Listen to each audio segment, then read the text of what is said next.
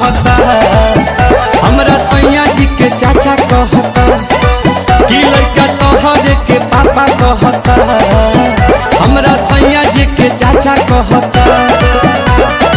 ओही दिन से खोजता ते रोवता चिल्ला के, ओही दिन से खोजता ते रोवता चिल्ला के। सोझा साबा का ई साफा कहता, लड़का तोहरे के पापा कहता कि हमरा सैया जी के चाचा कहता कि लड़का तोहरे के पापा कहता।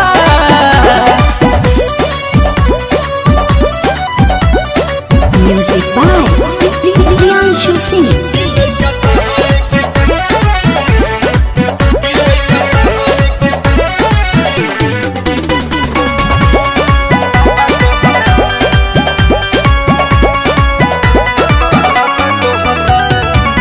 तनु मनाई दूध पीली धराई तनिको नहीं चुपाला हो। सासु ननद गोतिन देवर के छोड़ सैया के कोहरा न जाला हो। के तनु मनाई दूध पीली धराई तनिको नहीं चुपाला हो। सासु ननद गोतिन देवर के छोड़ सैयों के कोरा न जाला हो। रही जात मन हमर भीतरे लजा के, अपने देरी में कातू गईला सिखा के। खाए के गोलगप्पा कहता, लड़का तोहरे के पापा कहता कि हमरा सैया जी के चाचा कहता, लड़का तोहरे के पापा कहता।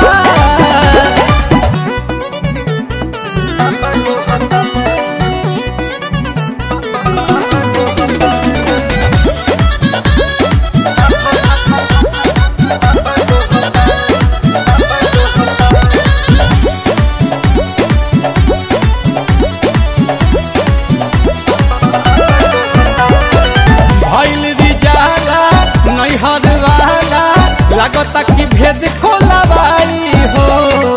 विपत के घड़ी गोविंद खड़ा ही कहरी, लगे पिया से पिटवाई हो।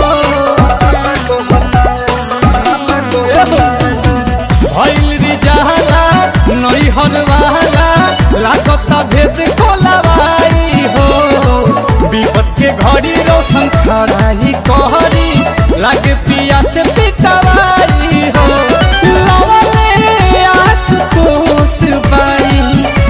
गजबे के धान सुनाते पताई जला, नीलकमल के गाना हमरा इज्जत कथा पर रहता।